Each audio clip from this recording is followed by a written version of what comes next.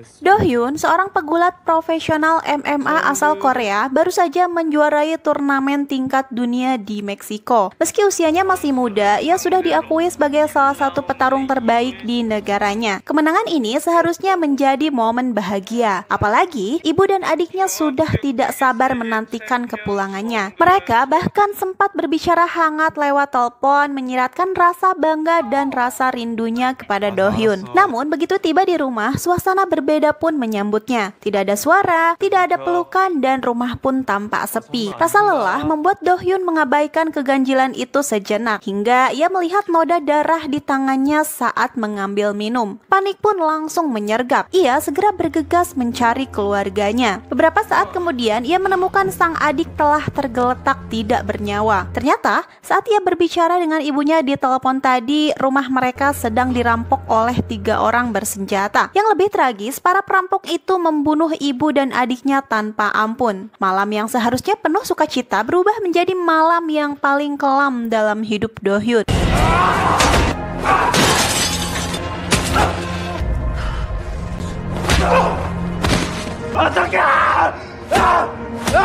Beberapa waktu setelah insiden tragis yang menimpa keluarga Do Hyun, berita tentang dirinya yang membunuh 3 perampok bersenjata pun tersebar luas. Lalu cerita pun berganti ke sebuah sekolah SMA. Para siswa terlihat menonton siaran berita itu. Di sanalah kita diperkenalkan pada seorang siswa bernama Woo-sol, seorang remaja polos yang sehari-harinya hanya fokus belajar dan tidak banyak bergaul. Meski pemalu dan pendiam, Woo-sol dikenal sebagai pribadi yang sopan, ramah, dan tidak pernah menyakiti siapapun. Hari itu, kelas Woo-sol kedatangan siswa baru. Di hadapan guru dan teman-teman, siswa baru tersebut memperkenalkan diri sebagai Sok-chan. Ia adalah seorang petinju muda yang sudah menjuarai kejuaraan nasional. Semua siswa pun tampak terkesan pada penampilannya yang karismatik dan tutur katanya yang ramah. Tapi, hanya Woo-sol yang tampak gelisah dan takut saat melihatnya. Entah kenapa, ia melihat sosok Sok-chan bukan sebagai murid biasa, melainkan seperti iblis yang kembali menghantui hidupnya. Ketika guru keluar dari kelas, wajah asli Sok-chan pun mulai terlihat. Tanpa alasan, ia memukuli beberapa siswa laki-laki di kelas hanya untuk kesenangan pribadinya. Dengan pongah, Sok-chan mendeklarasikan bahwa semua orang di sana hanyalah sampah yang harus tunduk kepadanya. Sikap Sok-chan yang kasar bukan hanya menyasar siswa lain, tetapi juga secara khusus ditunjukkan kepada Woo-sol. Ia menghina dan merendahkannya di depan umum, seolah mereka memiliki sejarah yang belum selesai. Seorang siswi yang duduk di dekat Woo-sol pun tampak menegur Sok-chan karena sikapnya yang terlalu berlebihan. Tapi siswi itu malah ikut dipukuli. Woo-sol yang ingin menghentikan Sok-chan justru malah menjadi korban selanjutnya. Ia pun dihajar habis-habisan hingga babak belur.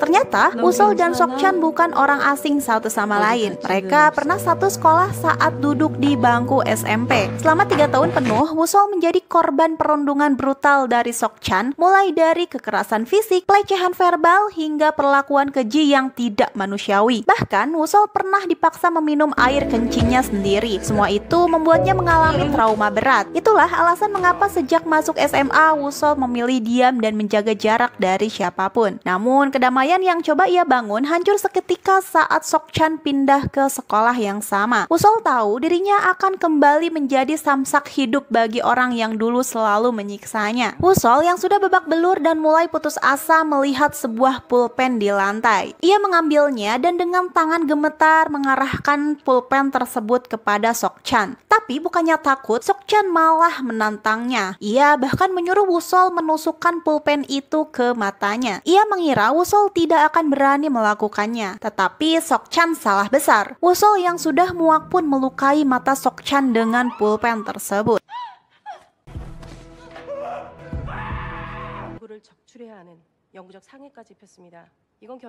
Akibat kejadian itu, Woo-sol dibawa ke pengadilan dan didakwa melakukan kekerasan bersenjata. Akhirnya, Woo-sol dijatuhi hukuman penjara dan ia pun merasa sangat kecewa. Begitu juga dengan ibunya yang menangis histeris melihat ketidakadilan tersebut.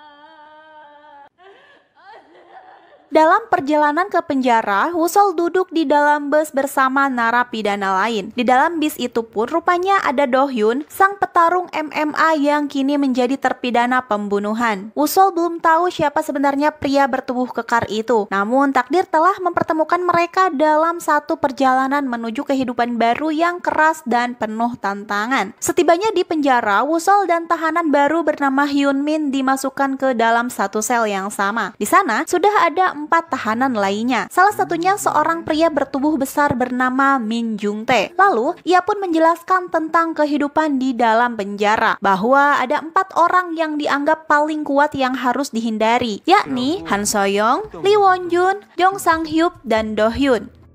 인간처럼 최대한 찌그러져 있어. 눈에 안 띄는 게 최고니까. 이 새끼들 형이 진짜 열받다. 너 거기 2명만 일로 보내. Sang-hyuk yang sebelumnya adalah bos Min Jung-tae kini sedang dipindahkan ke ruang pengasingan karena dijebak oleh Han So-young dan Won-jun. Sementara itu ada Do-hyun, si pegulat MMA yang dikenal sebagai yang terkuat di antara semua narapidana. Namun ia jarang berinteraksi dengan mereka. Hyun-min lalu memberitahu bahwa Do-hyun adalah orang yang duduk di samping Wusol saat mereka di dalam bus hari itu. 여기 앉아도 될까요? Keesokan harinya, Min Jung-tae mengajak mereka menonton pertandingan sepak bola antar geng di lapangan penjara. Dalam pertandingan itu, salah satu pemain mengalami cedera. Lalu Han So-young menyuruh Min Jung-tae untuk memberikan 2 orang pemain yang bisa menggantikannya. Karena takut, Min Jung-tae justru menyuruh Wusol dan Hyun-min untuk ikut bermain dengan Han So-young. Mau tidak mau, Wusol dan Hyun-min pun akhirnya ikut bermain bersama mereka. Karena tidak pandai bermain, Wusol tidak sengaja menendang kaki Won-jun hingga membuatnya kesal. Tidak lama kemudian, pertandingan berubah menjadi kekacauan. Wusol pun akhirnya dibawa oleh geng Won-jun ke tempat sepi untuk disiksa. Namun, di tengah perjalanan, Do-hyun tidak sengaja lewat. Won-jun yang menyadari kehadirannya langsung mengubah sikap, menyuruh anak buahnya untuk bersikap biasa. Wusol yang ketakutan akhirnya memberanikan diri berlari ke arah Do-hyun dan memohon perlindungan. Do-hyun meminta Won-jun mundur dan melepaskan Wusol. Tapi Won-jun yang belum puas terus memprovokasi Do-hyun. Bahkan ia berani menghina Do-hyun. Akhirnya pertarungan pun terjadi dan hanya dengan satu pukulan dari Do-hyun, Won-jun pun tumbang telak. 마! 새끼랑 할 얘기가 좀 있다고! 이발 새끼. Sejak saat itu, Won-jun menyimpan dendam kepada Wusol karena merasa dipermalukan. Ia mulai mengawasi gerak-geriknya dan menunggu waktu yang tepat untuk balas dendam kepada Wusol. Tidak lama kemudian, Wusol menerima kunjungan dari seseorang yang mengaku temannya. Dan benar saja, orang itu ternyata adalah Sok-chan. Begitu menyadari siapa yang datang, Wusol langsung ketakutan. Tubuhnya gemetar saat memegang telepon. Sok-chan dengan sinis berkata bahwa kini ia telah berhenti menjadi petinju dan keluar dari sekolah karena ulah Wusol yang sudah membuat sebelah matanya menjadi buta. Mendengar hal itu, Wusol semakin ketakutan. Ia menangis histeris dan memohon maaf kepada Sok-chan. Namun Sok-chan tidak datang untuk berdamai. Ia malah mengancam Wusol dengan mengatakan bahwa ia akan menghabisinya saat Wusol keluar dari penjara. Ancaman itu tentu saja membuat Wusol semakin ketakutan. 석찬아 진짜 미안해. 석찬아.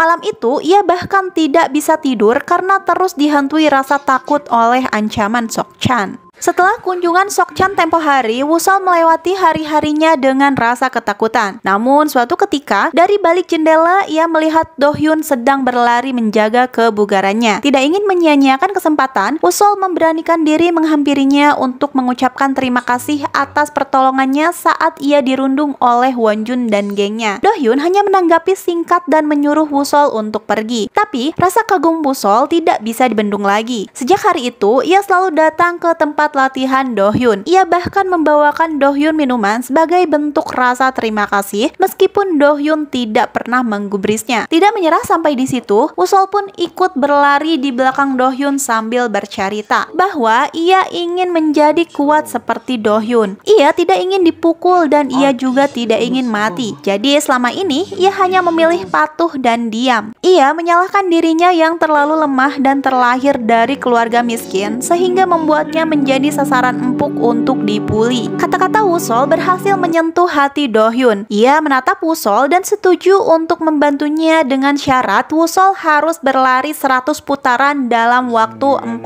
menit. Do-hyun melakukan itu untuk menguji kesungguhan Woo-sol. Tanpa berpikir panjang, Woo-sol langsung berlari sekuat tenaga. Do-hyun bahkan sempat menyuruhnya berhenti setelah beberapa putaran karena melihat kondisi Woo-sol yang memprihatinkan. Namun, Woo-sol terus berlari. Di benaknya hanya ada bayangan Sok-chan yang selalu memukulinya, mempermalukannya, dan mengejeknya habis-habisan. Semua kenangan buruk itu seolah menjadi pecut baginya untuk terus berlari agar ia bisa memenuhi syarat yang diberikan oleh Do-hyun. Meski dengan susah payah dan tertatih-tatih, akhirnya ia menyelesaikan 100 putaran itu. Beberapa waktu kemudian, Do-hyun terlihat berbincang dengan kepala sipir. Saat ditanya apakah ia butuh sesuatu, Do-hyun meminta agar Woo-sol dipindahkan ke sel yang sama dengannya. Begitu Woo-sol masuk ke sel tersebut, Do-hyun langsung menyuruhnya untuk push up. Tanpa banyak tanya, Woo-sol menuruti perintah Do-hyun. 아니 그 몸으로 달리기는 어떻게 한 거냐? 한계를 부셔나갈 거야. 자 그럼 지금 바로 해봐.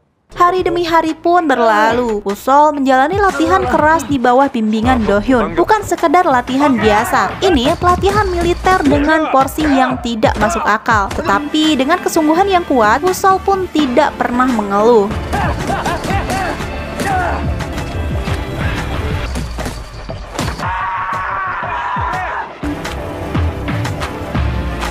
Sementara itu, di luar penjara, Sok-chan terlihat makin larut dalam amarah. Ia jadi sering meluapkan frustasinya dengan memicu perkelahian di jalanan. Aksinya itu menarik perhatian seorang bos mafia. Ia melihat potensi besar dalam diri Sok-chan dan mengajaknya untuk bergabung. Awalnya, Sok-chan menolak. Namun, bos mafia itu mengajaknya bertaruh. Jika Sok-chan berhasil menghindar dari pukulannya, maka ia bisa lolos.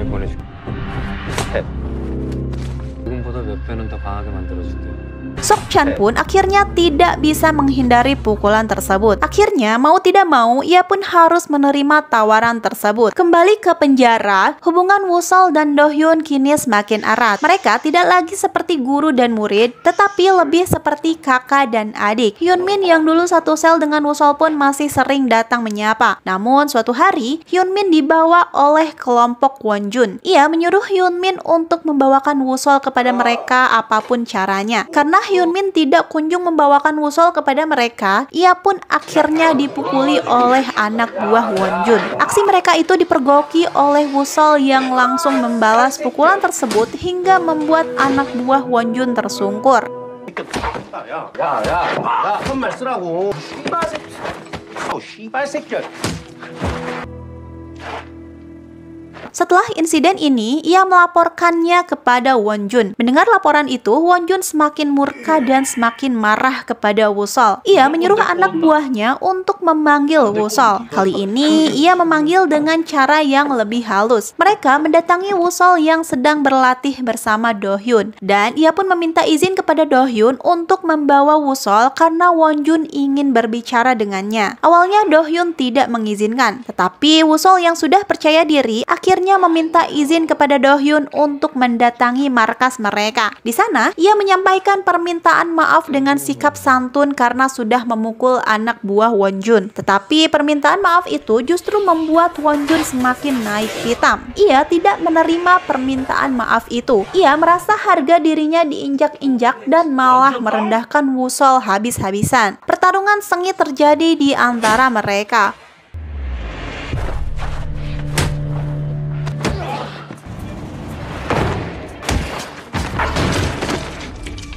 Akhirnya, Woo-sol pun babak belur dan tumbang. Wonjun merasa ia sudah menang di pertarungan itu. Tetapi tiba-tiba saja Woo-sol bangkit dan menyerang Wonjun dengan brutal.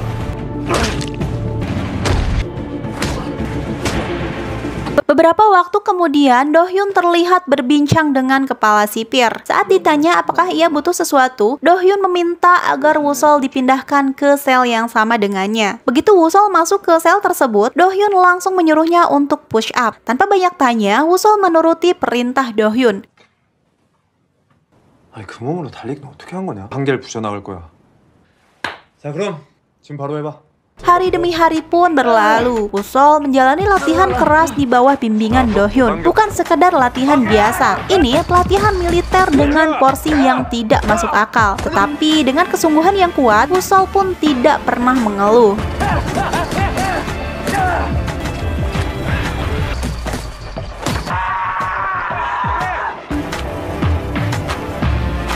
Sementara itu, di luar penjara, Sok-chan terlihat makin larut dalam amarah. Ia jadi sering meluapkan frustasinya dengan memicu perkelahian di jalanan. Aksinya itu menarik perhatian seorang bos mafia. Ia melihat potensi besar dalam diri Sok-chan dan mengajaknya untuk bergabung. Awalnya, Sok-chan menolak. Namun, bos mafia itu mengajaknya bertaruh. Jika Sok-chan berhasil menghindar dari pukulannya, maka ia bisa lolos.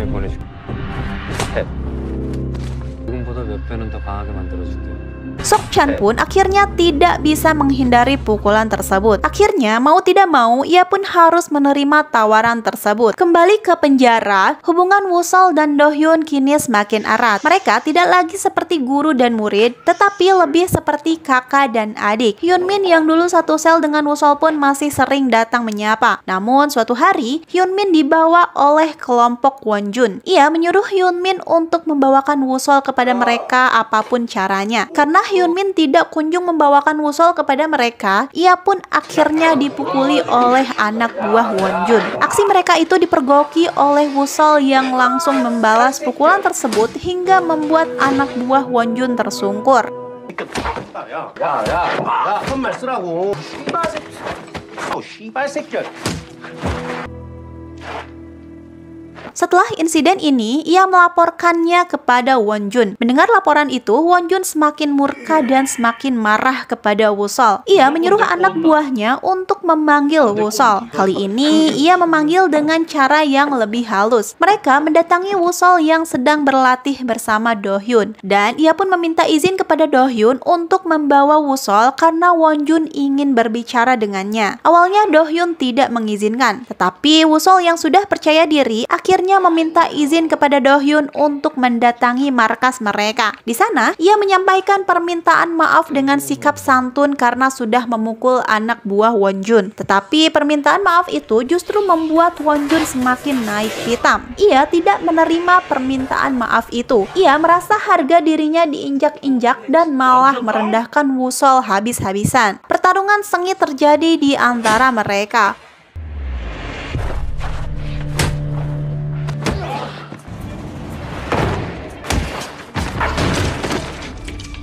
Akhirnya, Woo-sol pun babak belur dan tumbang. Wonjun merasa ia sudah menang di pertarungan itu. Tetapi tiba-tiba saja Woo-sol bangkit dan menyerang Wonjun dengan brutal.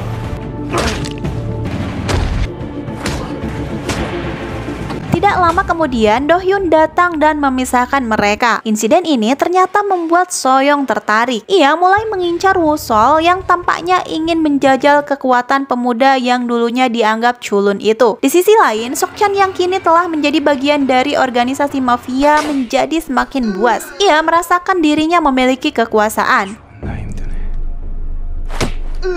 대우 좀 해드리지 그랬어. Waktu pun terus berlalu. Latihan keras bersama Do-hyun perlahan mengubah Woo-sol. Dalam satu sesi latihan, ia bahkan nyaris mengalahkan Do-hyun. Do-hyun pun merasa bangga melihat perubahan besar dalam diri Woo-sol. Tetapi, ia juga merasa sedih. Ia tahu bahwa waktunya bersama Woo-sol tidak akan lama lagi. Ia pun akhirnya memberitahu Woo-sol bahwa hari itu ia akan dipindahkan ke penjara dewasa. Woo-sol terkejut dan merasa sedih mendengar kabar itu. Selama ini, hanya Do-hyun yang menjadi tempat bersandarnya di penjara. Sosok yang tidak hanya mengajarinya cara bertahan, tetapi juga cara berdiri dengan harga diri. Tetapi mau tidak mau, Woo-sol pun harus mengikhlaskan kepergian Do-hyun dari tahanan tersebut. 너 상호 알지? 너는 부레가 없어서 잠깐이라도 헤엄치지 않으면 너도 마찬가지야. 주지 마라.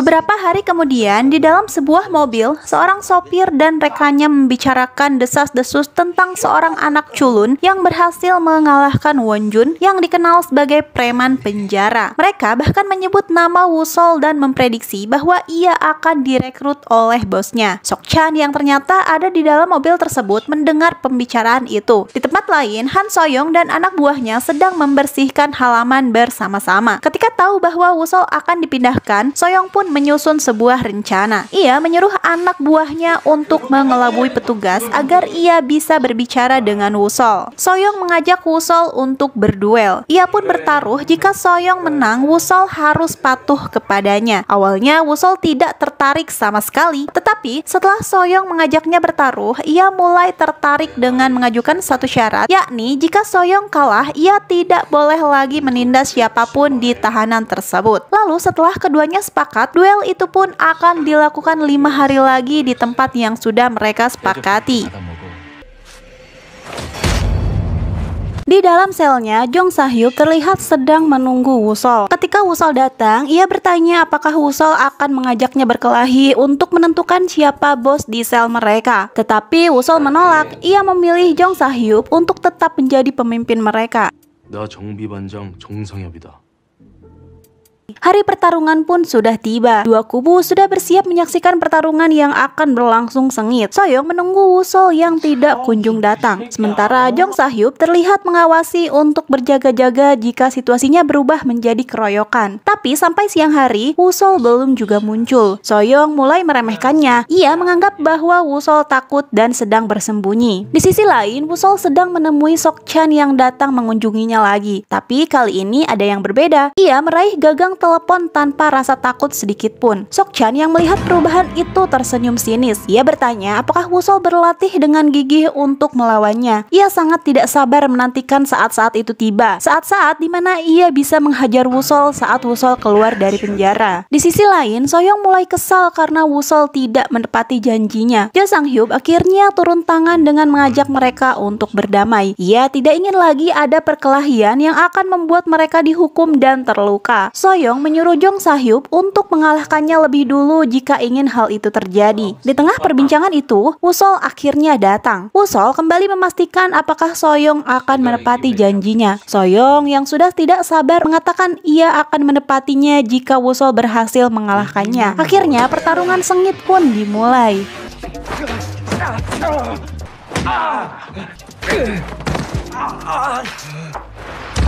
Beberapa kali Wusol terjerembab akibat pukulan Soyoung. Tubuhnya bahkan mulai lemas karena ia gagal menangkis serangan lawan. Saat Soyoung mulai percaya diri ia sudah menang, Wusol kembali bangkit dan menyerang Soyoung dengan jurus andalan yang diajarkan oleh Do Hyun. Ia mengunci tubuh Soyoung sehingga membuatnya kesulitan bernafas. Wusol tidak melepaskan serangannya hingga Soyoung berjanji akan menepati janjinya. Akhirnya Soyoung pun mengaku kalah. Tidak lama kemudian petugas pun datang dan akibat pertarungan ini Wusol harus dipindahkan ke ruang pengasingan sebagai hukuman atas sikapnya yang sudah melukai Soyoung. Setelah beberapa hari mendekam di sel isolasi, akhirnya Wusol bisa kembali ke selnya. Hari itu, ia dan Jong Sa-hyuk menemui Han Soyoung dan Wonjun. Dan untuk pertama kalinya, tahanan tersebut menjadi damai tanpa ada kekerasan dan perundungan. Keempat jagoan di tahanan itu malah terlihat akrab bersama dan saling bercanda. Suatu hari, Wusol dan Hyunim sedang menjemur selimut. Ia meminta maaf kepada Wusol atas semua perlakuannya. Ia juga mengatakan kekagumannya kepada Wusol yang sudah berusaha keras mengubah keadaannya. Hyunmin berterima kasih untuk semua kebaikan Wusol dan sebelum pergi, ia mengatakan bahwa pekan depan dirinya akan bebas. Wusol pun terlihat senang mendengar berita tersebut.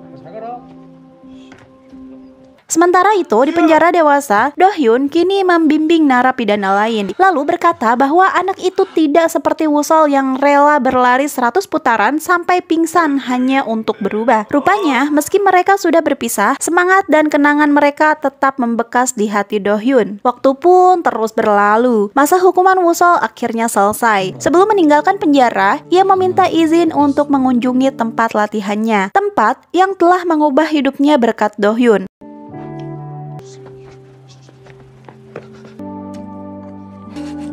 점이 더 많은 기술이야. Namun kebebasan itu tidak datang tanpa bayang-bayang. Di luar sana, Sokchan sudah menunggunya di dalam mobil. Tetapi Wusol tidak gentar sama sekali. Ia berjalan tenang ke arah tempat yang sepi. Wusol pun sempat bertanya kenapa Sokchan begitu membencinya. Tetapi Sokchan tidak memiliki jawaban yang spesifik karena selama ini ia merundung Wusol hanya untuk kesenangannya saja. Maka kali ini Wusol pun bangkit. Ia melepaskan semua kelemahan dengan tekad dan kekuatan yang ia bangun dari titik nol. Pertarungan itu sangat sengit. Sokchan yang brutal, tetapi Wusol lebih terlatih dan punya tujuan. 이길 거라고 생각한 거야? 어?